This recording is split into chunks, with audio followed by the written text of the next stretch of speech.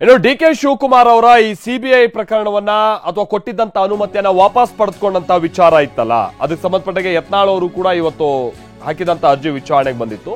ಡಿ.ಕೆ. ಶಿವಕುಮಾರ್ ಪ್ರಕರಣವನ್ನ ವಿಸ್ತೃತ ಪೀಠಕ್ಕೆ ವರ್ಗಾವಣೆ ಮಾಡಲಾಗಿದೆ. ಈ ಪ್ರಕರಣಕ್ಕೆ ಸಂಬಂಧಪಟ್ಟ ಹಾಗಿನ ವಿಚಾರಣೆಯನ್ನ ವಿಸ್ತೃತ ಪೀಠಕ್ಕೆ ವರ್ಗಾವಣೆ ಮಾಡಲಾಗಿದೆ.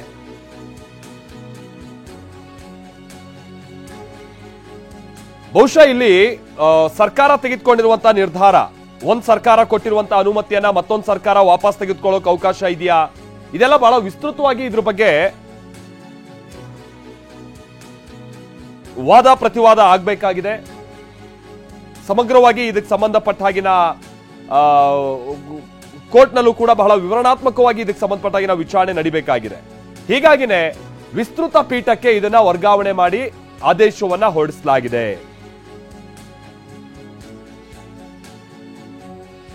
ಅಲ್ಲಿಗೆ ಇದು ಕೋರ್ಟ್ ಏನು ನೇರವಾಗಿ ಹೇಳಲಿಲ್ಲ, ಇದು ಸರ್ಕಾರದ ಪರಮಾಧಿಕಾರ ಈ ರೀತಿಯಾಗಿ ತೀರ್ಮಾನ ತೆಗೆದುಕೊಳ್ಳುವಂಥದ್ದು ಅಂತ ಹೇಳಿ, ಅಥವಾ ಸರ್ಕಾರ ಹೀಗೆ ನಿರ್ಧಾರ ತೆಗೆದುಕೊಳ್ಳೋಕ್ಕಾಗಲ್ಲ ಅನ್ನುವಂಥದ್ದನ್ನು ಕೂಡ ಕೋರ್ಟ್ ಇಲ್ಲಿ ಹೇಳಿಲ್ಲ. ವಿಸ್ತೃತ ಪೀಠಕ್ಕೆ ಇದನ್ನ ವರ್ಗಾವಣೆ ಮಾಡಲಾಗಿದೆ. ನ್ಯಾಯಮೂರ್ತಿ ಕೃಷ್ಣ ದೀಕ್ಷಿತ್ ಅವರ ಏಕಸದಸ್ಯ ಪೀಠದಲ್ಲಿ ಇವತ್ತು ಇದಕ್ಕೆ ಸಂಬಂಧಪಟ್ಟ ಹಾಗಿನ ವಿಚಾರಣೆ ಬಂತು. ಆಗ ನ್ಯಾಯಮೂರ್ತಿಗಳು ಇಂತಹದೊಂದು ನಿರ್ಧಾರವನ್ನ ತೆಗೆದುಕೊಂಡಿದ್ದಾರೆ.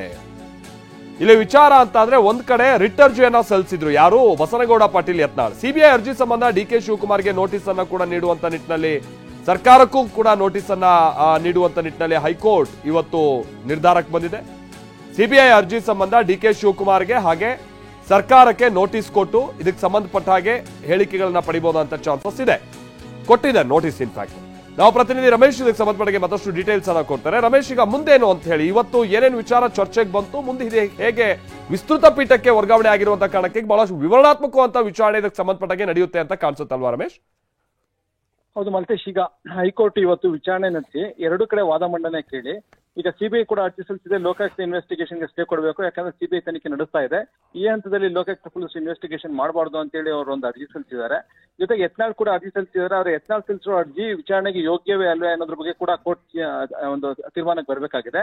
ಹೈಕೋರ್ಟ್ ಈ ಎರಡೂ ಕಡೆ ವಾದ ಕೇಳಿ ಜೊತೆಗೆ ಸರ್ಕಾರ ಕೂಡ ಇವತ್ತು ವಾದ ಮಂಡನೆ ಮಾಡಿ ಸಿಬಿಐ ತನಿಖೆ ಮಾಡೋದಕ್ಕೆ ಯಾವುದೇ ರೀತಿಯ ಅವಕಾಶ ಇಲ್ಲ, ಸರ್ಕಾರ ಈಗಾಗಲೇ ತೀರ್ಮಾನ ಕೈಗೊಂಡಿದೆ.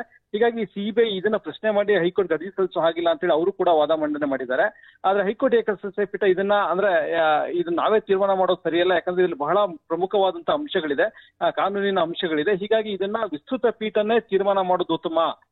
ಏಕಸದಸ್ಯ ಪೀಠ ತೀರ್ಮಾನ ಮಾಡೋದಕ್ಕಿಂತ ವಿಸ್ತೃತವಾದಂತಹ ಪೀಠ ತೀರ್ಮಾನ ಮಾಡಿದ್ರೆ ಅದಕ್ಕೊಂದು ಹೆಚ್ಚಿನ ಒಂದು ವ್ಯಾಲ್ಯೂ ಇರುತ್ತಿಲ್ಲ, ಅಂದ್ರೆ ಅದು ಮತ್ತೆ ಅಪೀಲ್ ಆಗುತ್ತೆ. ಯಾಕಂದ್ರೆ ಈಗ ಹೈಕೋರ್ಟ್ ಏಕಸದಸ್ಯ ಪೀಠ ಒಂದು ಆದೇಶ ಕೊಟ್ಟರೆ ಅದನ್ನ ಪ್ರಶ್ನೆ ಮಾಡಿದ್ರೆ ಮತ್ತೆ ವಿಭಾಗೀಯ ಪೀಠಕ್ಕೆ ಹೋಗ್ತಾರೆ. ಹೀಗಾಗಿ ಇದು ಇಲ್ಲಿಗೆ ಮುಗಿಯೋದಿಲ್ಲ. ಹೀಗಾಗಿ ಇದೊಂದು ವಿಸ್ತೃತ ಪೀಠದಲ್ಲೇ ತೀರ್ಮಾನ ಆಗೋದು ಉತ್ತಮ. ಹೀಗಾಗಿ ಇದನ್ನು ವಿಸ್ತೃತ ಪೀಠ ರಚನೆ ಮಾಡೋದಕ್ಕೆ ಮುಖ್ಯ ನ್ಯಾಯಮೂರ್ತಿಗಳಿಗೆ ವರ್ಗಾಯಿಸ್ತಾ ಇದ್ದೀನಿ ಅಂತೇಳಿ ನ್ಯಾಯಮೂರ್ತಿ ಕೃಷ್ಣ ದೀಕ್ಷಿತ್ ಅವರು ಈಗ ಆದೇಶ ಕೊಟ್ಟಿದ್ದಾರೆ. ಹೀಗಾಗಿ ಈಗ ವಿಚಾರಣೆ ಈಗ ಈ ಕೇಸ್ನ ಒಂದು ಎಲ್ಲಾ ಕಡತಗಳು ಈಗ ಮುಖ್ಯ ನ್ಯಾಯಮೂರ್ತಿಗಳಿಗೆ ಹೋಗುತ್ತೆ. ಮುಖ್ಯ ನ್ಯಾಯಮೂರ್ತಿಗಳು ಈಗ ಈ ಕೇಸ್ ಸಂಬಂಧಪಟ್ಟಂತೆ ಒಂದು ವಿಸ್ತೃತ ಪೀಠ, ವಿಭಾಗೀಯ ಪೀಠನೋ ಅಥವಾ ಪೂರ್ಣ ಪೀಠನೋ ಅಥವಾ ತ್ರಿಸದಸ್ಯ ಪೀಠನೋ ರಚನೆ ಮಾಡೋದಕ್ಕೆ ಆದೇಶವನ್ನು ಕೊಡಬಹುದು. ಅದ್ರಲ್ಲಿ ಯಾವ್ಯಾವ ನ್ಯಾಯಮೂರ್ತಿಗಳು ಇರಬೇಕು ಅನ್ನೋದನ್ನು ಕೂಡ ಮುಖ್ಯ ನ್ಯಾಯಮೂರ್ತಿಗಳೇ ತೀರ್ಮಾನ ಮಾಡ್ತಾರೆ. ಹೀಗಾಗಿ ಇನ್ನು ಕೆಲವೇ ದಿನಗಳಲ್ಲಿ ಮತ್ತೆ ಜೊತೆಗೆ ಎರಡು ಕಡೆಯ ಒಂದು ವಕೀಲರ ವಾದ ಮಂಡನೆಯನ್ನು ಕೂಡ ಬರೆಸಿದ್ದಾರೆ. ಆದಷ್ಟು ಬೇಗ ಯುದ್ಧೋಪಾದಿಯಲ್ಲಿ ಈ ಕೇಸ್ನ ವಿಚಾರಣೆ ನಡೆಯೋದು ಸೂಕ್ತ ಅಂತೇಳಿ ಎರಡು ಕಡೆ ವಕೀಲರು ವಾದ ಮಂಡನೆ ಮಾಡಿದ್ದಾರೆ ಅನ್ನೋದನ್ನು ಕೂಡ ನ್ಯಾಯಮೂರ್ತಿಗಳು ಮೆನ್ಷನ್ ಮಾಡಿದ್ದಾರೆ. ಹೀಗಾಗಿ ಶೀಘ್ರದಲ್ಲೇನೆ ಈ ಕೇಸ್ ಸಂಬಂಧಪಟ್ಟಂತೆ ಒಂದು ವಿಸ್ತೃತ ಪೀಠ ರಚನೆ ಆಗುವಂತ ಸಾಧ್ಯತೆ ಇದೆ. ಹೀಗಾಗಿ ಈಗ ಚೆಂಡು ಈಗ ಮುಖ್ಯ ನ್ಯಾಯಮೂರ್ತಿಗಳ ಅಂಗಳಕ್ಕೆ ಹೋಗಿದೆ ಅಂತ ಹೇಳ್ಬೋದು. ಹೀಗಾಗಿ ಮುಖ್ಯ ನ್ಯಾಯಮೂರ್ತಿಗಳು ಯಾವಾಗ ಇದನ್ನು ತೀರ್ಮಾನ ಮಾಡ್ತಾರೋ ಮತ್ತೆ ಯಾವ ಪೀಠ ರಚನೆ ಮಾಡ್ತಾರೋ ಆ ಪೀಠದ ಮುಂದೆ ಈ ಕೇಸ್ನ ವಿಚಾರಣೆ ನಡೆಯುತ್ತೆ. ರಮೇಶ್, ಅಂದ್ರೆ ಇದು ತುಂಬಾ ಇನ್ನು ಮುಂದಕ್ಕೆ ಹೋಗುವಂತ ಚಾನ್ಸಸ್ ಇರುತ್ತೆ. ಯಾಕಂದ್ರೆ ಈಗ ತನಿಖೆ ಒಂದ್ ಹಂತಲ್ಲಿ 3 ತಿಂಗಳ ಒಳಗಾಗೆಲ್ಲ ಪೂರ್ಣಗೊಳ್ಬೇಕು ಅಂತ ಹಿಂದೆ ಹೈಕೋರ್ಟ್ ಎಲ್ಲ ಕೊಟ್ಟಿತ್ತಲ್ಲ ತೀರ್ಪು. ಆ ಕಾರಣಕ್ಕಾಗಿ ಕೂಡಲೇ ಇದಕ್ಕೆ ಸಂಬಂಧಪಟ್ಟ ಹಾಗೆ ಒಂದು ತಾರ್ಕಿಕ ಅಂತ್ಯಕ್ಕೆ ಹೋಗ್ಬೋದು ಅಂತ ನಾವು ಅಂದ್ಕೊಂಡಿದ್ವಿ. ಇದೆಲ್ಲ ಪ್ರಕ್ರಿಯೆಗಳು ಬಹಳ ಸಮಯ ತೆಗೆದುಕೊಳ್ಬೋದಾ? ಈ ವಿಚಾರಣೆಗೆ ಸಂಬಂಧಪಟ್ಟ ಹಾಗೆ ಇದೇನಾದ್ರು ಇಂಪ್ಯಾಕ್ಟ್ ಆಗುತ್ತಾ ಇದು ತನಿಖೆಗೆ ಸಂಬಂಧಪಟ್ಟಂಗೆ ರಮೇಶ್? ಮಲ್ತೇಶ್, ಈಗ ಖಂಡಿತ ಇದು ಒಂದೆರಡು ವಾರದಲ್ಲಿ ತೀರ್ಮಾನ ಆಗುವಂತ ಸಾಧ್ಯತೆಗಳು ಹೆಚ್ಚಾಗಿವೆ. ಯಾಕೆ ಅಂತಂದ್ರೆ ಈಗ ಹೈಕೋರ್ಟ್ ಈ ಒಂದು ಆದೇಶದಲ್ಲಿ ಕೂಡ ಇದು ಯುದ್ಧೋಪಾದಿಯಲ್ಲಿ ವಿಚಾರಣೆ ಪೂರ್ಣ ಆಗಬೇಕಾದಂತ ವಿಚಾರ. ಯಾಕಂದ್ರೆ ಈಗಾಗಲೇ ಸಮಯ ಆಗಿದೆ.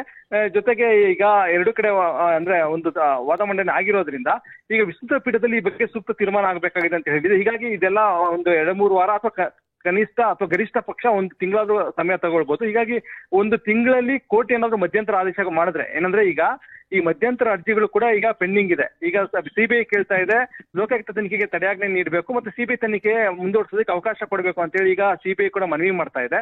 ಹೀಗಾಗಿ ಈಗ ಹೈಕೋರ್ಟ್ ಏನಾದ್ರೂ ಈಗ ಸರ್ಕಾರದ ಆದೇಶಕ್ಕೆ ಮಧ್ಯಂತರ ತಡೆಯಾಜ್ಞೆ ಕೊಟ್ರೆ, ಅಂದ್ರೆ ಈಗ ಒಂದು ವಾರದಲ್ಲಿ ವಿಚಾರಣೆಯನ್ನು ನಡೆಸಿ ಮಧ್ಯಂತರವಾಗಿ ಒಂದು ಆದೇಶ ಮಾಡಿದ್ರೆ ಆಗ ಸಿಬಿಐ ತನ್ನ ಇನ್ವೆಸ್ಟಿಗೇಷನ್ ಮುಂದುವರಿಸಬಹುದು.